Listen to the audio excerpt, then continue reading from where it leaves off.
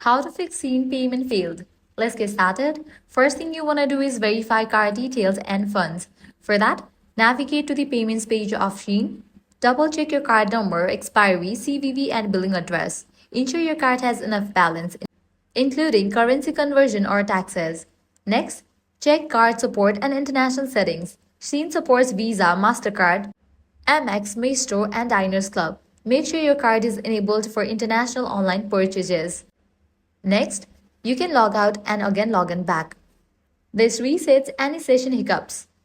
Sometimes payment servers are busy or under maintenance. Waiting an hour before retrying can help. If card keeps failing, try PayPal, Google Pay, Apple Pay, installment services like Afterpay. These may bypass regional or technical issues.